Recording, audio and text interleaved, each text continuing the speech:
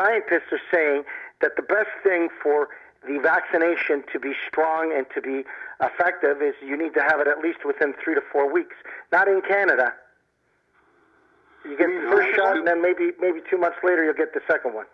Well, it's more than 2 months. The government's saying that we should all get our first shot before we get our second shot. So I think the people who got our first shot, we're not going to get the second one until, July or August. Yeah, that's it's fucking nuts. It's fucking nuts. The more I think about it, the more it makes me nuts. Well, and they shut down playgrounds and stuff. You want people not to stay in. You want them to be out because out you have less of a chance of spreading it. Of course. Why are they closing playgrounds down? I have no fucking clue, Sujit. I have no fucking clue how the logic of these fucking people work. Frank, there's a good sign. The science board said that they gave all the recommendations to the provincial government and none of them were followed. Yep. I got the same feeling. I didn't hear that per se, Sujit, but I think that's what they were telling everybody. No, they even put out a big press release to that effect because they didn't want people blaming them.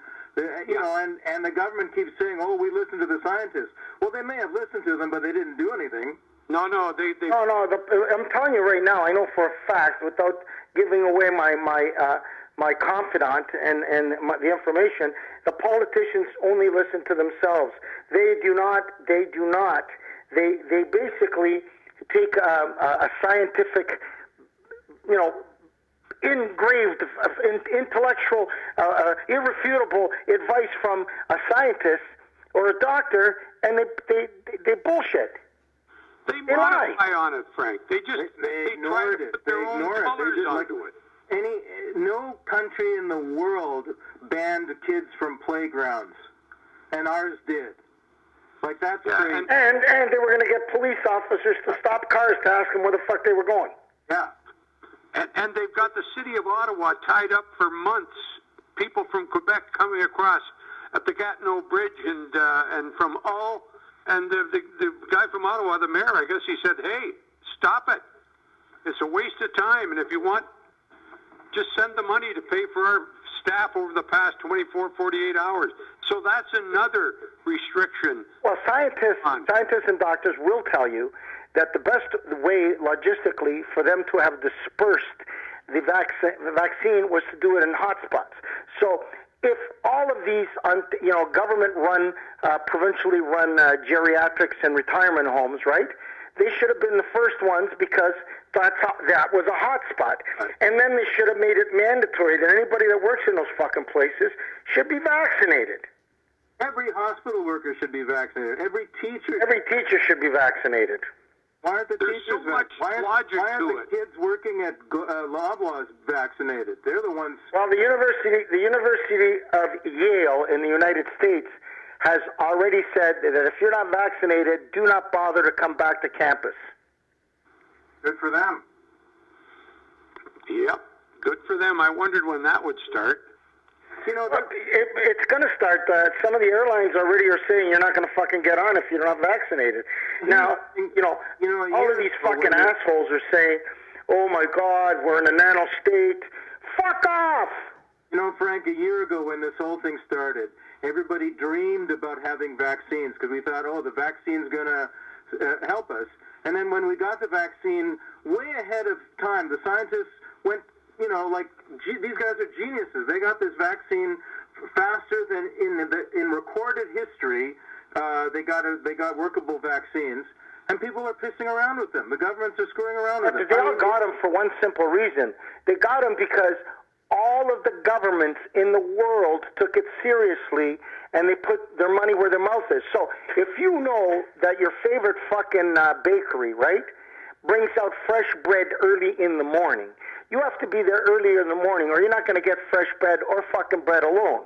Instead, Canada, 4:30, where there was no bread. Yeah. So we're the last in line for the. Well, you gotta. That's a problem because the previous government canceled all our domestic pharmaceutical manufacturing, so we have to import this stuff. China. Well, I mean, I'm sorry to say, but it was the previous, the conservative government, for the federal conservative government, that basically sent the pharmaceutical manufacturing out of the country. Listen, they bent a lot of rules in Canada. The police or the watchdogs of vaccines and approval, they bent a lot of rules because this thing is becoming catastrophic. It's becoming catastrophic.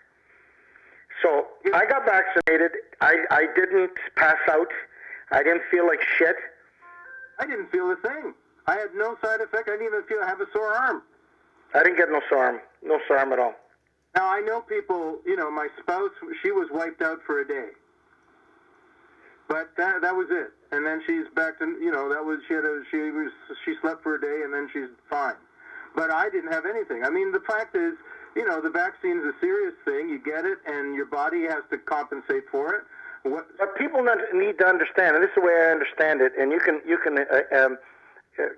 contradict me if I'm wrong. The vaccine does not entirely stop you from getting COVID-19. What it does is that if you do get COVID-19, you will not have a catastrophic reaction. There's a 98% efficacy, or 91 in some of them, that your immune system is so strong that it will not do anything to you versus somebody who's not vaccinated.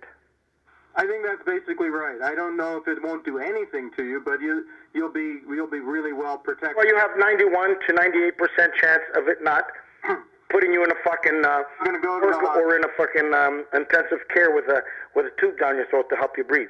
It might be like a bad cold or something, but you're not going to be intubated. What'd you say, Billy? No, I'm just saying that's where the 98% is. The vaccine doesn't guarantee you, but at 98% efficacy, it almost guarantees that you won't be in the iron lung, you won't be in the ICU, and you probably will not pass. But anything other than that is a possibility. But when you're vaccinated, the possibility is even less. I mean, I don't see how people can worry about vaccines unless it's part of their religion or whatever it is. I mean, we got to take it when we're offered it. A seatbelt won't prevent you from having a car accident, but it'll help you survive it.